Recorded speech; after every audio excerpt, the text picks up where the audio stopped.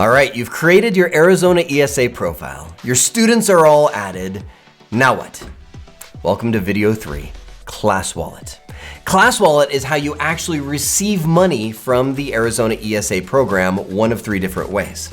Let me show you. Now, before I do, I've got to warn you, this is where I'm transferring out of using my fake account, all the Mushka students I was setting up, because that would never be authorized by the Arizona ESA program. I'm now using my real account, and I'm gonna blur out a bunch of stuff. I'm a homeschool dad, everything's conspiracy, the government's out to get me, so I don't want all these names out on YouTube. So, that said, this is my portal where each one of these represents one of my children that are enrolled. Once they are authorized, this lights up, the Class Wallet account. Now I can click on that and it takes me over to Class Wallet.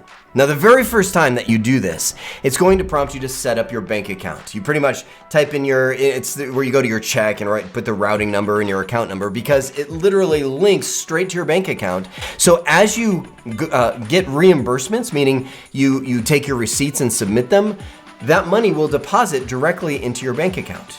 But I'm getting ahead of myself. I said there was 3 ways that we can receive funding. Reimbursements is the most common one that we use because we go to homeschool conventions and fairs and all kinds of a variety of classes and so on, and we pay them with our money, and then we take the receipt and submit it to Arizona ESA. That's what this is, and I'll actually walk you through that process. But over here, I want to show you the other 2 ways. One is the marketplace. These are vendors that are linked directly where you can use these funds, which are assigned to each one of your students. Now you can see in the upper right here, this is one of my kids. Again, I've blurred that out. If I click the drop down, I can switch to all my other kids, which are also all blurred out, but this allows you to see that you will submit reimbursement on a per child basis. Now I've got to warn you, can be a little hassle because, for instance, we'll go to a homeschool fair and spend $1,000 at a booth on all these books, piles of books. We get 1 receipt, so we have to submit for each child individually, all using that same receipt. So yes, math is involved, dividing it out and saying, okay, this one's for this kid, this one's for, right? I'll get to that in just a second. But you can choose your children right there. So then, for instance, I'm under one of my kids, we'll just call this child number 1, right? If I'm buying something for child number 1, I can click on the marketplace and it links to all the approved vendors, including Amazon. That's a big deal, right? There's a lot of stuff you can get from Amazon. You gotta make sure that the stuff that you buy is ESA approved. Again, it goes back to that list I showed you back in video 1. So if you just wanna buy stuff using ESA funds, pick a vendor and do some shopping. If you want to use ESA funds for a private school or some other institution that is drawing from this program, that's where you have this pay vendor. If they've signed up, they will be listed right here. So I can guarantee you every private school in Arizona is gonna be listed on this list because otherwise they won't be able to accept ESA funds.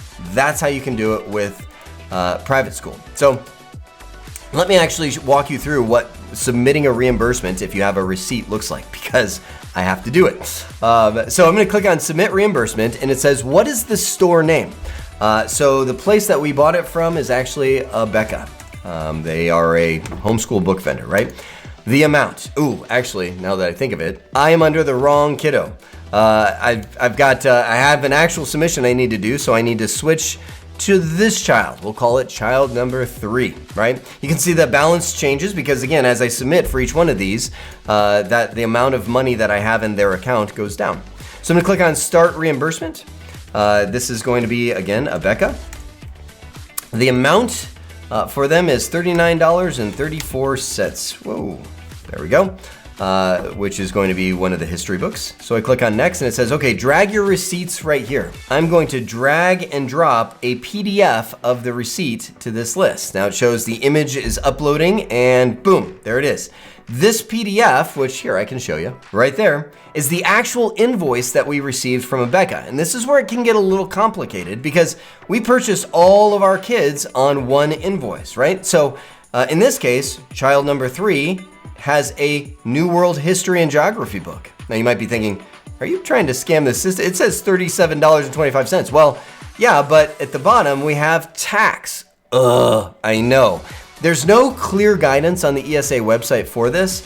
What we've done, and this is just what we've done, is we divide out the tax ourselves. We kind of look at all, my wife has a degree in finance, so she does this for me. I've got to be completely honest, right? She's like, okay, here's the amount, so here's the actual tax that goes to that, multiply by 8% or whatever the case is, right? So that's where we got that $39.34, and that represents one of those books. So it comes up and says, you've submitted that invoice. I click on next. It says, which purse is going to fund this? And you can actually set up multiple purses, so I'm not going to get into that. But this is pretty much all the money that's been allocated for this child. How much would you like this to cover, and what is it? So this is curriculum that we're using. But you can see all the other, these are all the categories of things that Arizona ESA funds can be used to reimburse. So you check the box, hit next, type in a comment, and I usually kind of go a little above and beyond. I'm gonna say this is actually New World History and Geography. New World History, right? And so I've typed that in. What is your category? It's just verifying everything. Okay, hit next, and we're done. Our reimbursement is successfully submitted. You will receive an email. Let me show you. There it is. It says your reimbursement has been submitted. I verified the dollar amount right there, $39.34, and in a certain amount of time. And that's all gonna depend on how busy the Arizona ESA folks are. It will say it's approved or rejected. You'll get one of those. Now, we have, as you saw, we have 7 kids, and doing each one of these individually, we probably had 40 different receipts that were, it took me about a good hour, but that's a lot of money you get back from the ESA program if you submit all your receipts that you use for homeschooling. We received a whole bunch of approvals all at once, and then a couple rejected. And that's why I just wanted to talk to you one more minute. Why rejected? Well, we actually had one of our receipts that we used was a screenshot of the website where we made the purchase. And they were saying, that's not allowed. You need the actual invoice. So once again, and actually that's what I'm submitting right now. That was one of the ones that was rejected because of the website screenshot. You need an actual invoice because they want to make sure you didn't load up your card or something like that, didn't actually purchase it, right? There's a lot of ways that people can work this system.